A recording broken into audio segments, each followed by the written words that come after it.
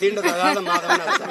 திராவிட மாதம்னா இந்த பீடை மாதம்னு ஒண்ணு சொல்லுவாங்க, அந்த இளவு மாதம் தீண்டத்தகாத மாதம்.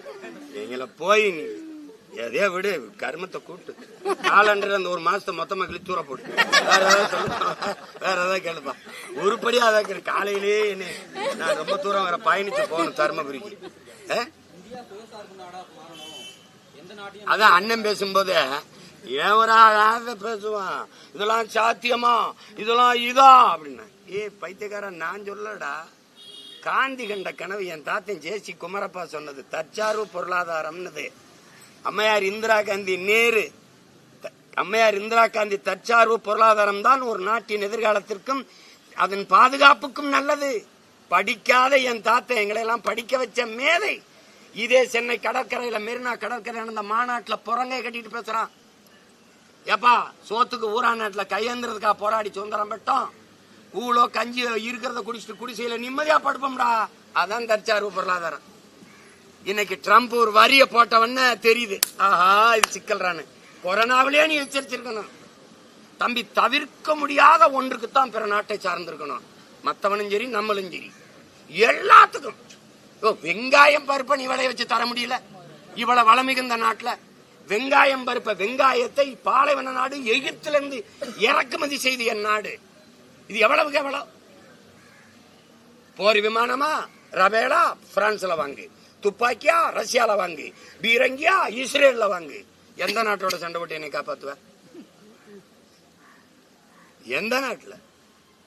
கேவலம். இப்பதான் வருது மெதுவா சுயசார்பு தற்சார்பு, மக்களுக்கு இருக்கிற சவால். இதத்தாங்க நாங்க ரொம்ப நாளா கத்திக்கிட்டு இருக்கோம்.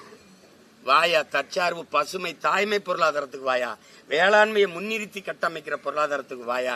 உலகம் பூரா சொல்றான். இங்கிலாந்து பொருளாதார ஜான் ஆண்டனி ஆலன் சொல்றான், ஆசிய கண்டம் தாண்டா, ஆசிய நாடுகள் தாண்டா தங்கத்தையும் பணத்தை வச்சு பொருளாதாரத்தை மதிப்பிடுது. ஐரோப்பிய நாடுகள் முழுக்க வந்துருச்சுடா நீர் பொருளாதாரத்திற்கு. எந்த நாடு நீரை அதிகமா வச்சிருக்கோ அந்த நாடு தான் பொருளாதாரத்தில் மேம்பட்ட நாடுன்னு வந்துட்டான். நீர் பொருளாதார கொள்கைக்கு வந்துட்டான். பிரான்ஸ் ஆரஞ்சு பழத்தை ஏற்றுமதி செஞ்சுக்கிட்டு இருந்தான். ஒரு பழத்தை கையில வச்சு பார்த்தா இது 50 லிட்டர் தண்ணீரை குடிக்குது. சரி நிப்பாட்டுறா, 50 லிட்டர் ஒரு பழம் புளிஞ்சா அரைக்கோலை கூட வர மாட்டேங்குது, இது 50 லிட்டர் குடிக்குது. சீனம் பன்னிக்கறியை விரும்பி சாப்பிட்டான், 8500 லிட்டர் தண்ணீரை குடிக்குது, 1 கிலோ கறி மேச்சைக்கு வர. நிப்பாட்டுறான்ட்டான். அப்ப என்ன பண்ணலாம்? இறக்குமதி செய்யலாம். அதை எச்சரிச்சுக்கிறான். ஒரு காரை தயாரிக்க 4,50,000 லிட்டர் தேவைப்படுது. இவன் 50,60,000 50 லட்சம் 60 லட்சம் காரை 50,000 காரை ஏற்றுமதி செஞ்சுக்கிட்டு இருக்கான். ஒரு ஆண்டுக்கு ஒண்ணுக்கும் தயாரிச்சு எத்தனை லட்சம் காரை ஏற்றுமதி செய்யறான். அப்ப எவ்வளவு கண்ணுக்கு தெரியாத தண்ணீர் தான் மறை நீர், வெர்ச்சுவல் வாட்டருங்கிறான். இவன் ஏன் இதே கொண்டாய் முதலாளி ஏன் அவன் நாடு கொரியாவில் இந்த காரை வைக்கல? ஏன்னா அவன் நீர் வளத்தை பாதுகாக்க நினைக்கிறான். இங்க நாதியற்ற பயமக்க தலைவன் இல்ல, தன் நிலத்தை வளத்தை தண்ணீரை பற்றி கவலைப்பட அவனுக்கு தேவையில்லை. கமிஷன் நீ வச்சு திறந்துக்க, எனக்கு 500 கோடி கொடுப்பியா, இந்த கையெழுத்து. அதனாலதான் இவனை புரோக்கருங்கிறோம், அதனாலதான் நீ தரகருங்கிறோம். தலைவன்னா அவனுக்கு தெரியும், தரகர்னா என்ன தெரியும்? கமிஷனை தான் குறி வைப்பான். தலைவன்னா மக்களின் நலனை குறி வைப்பான், அதை பத்தி கவலைப்படுவான்.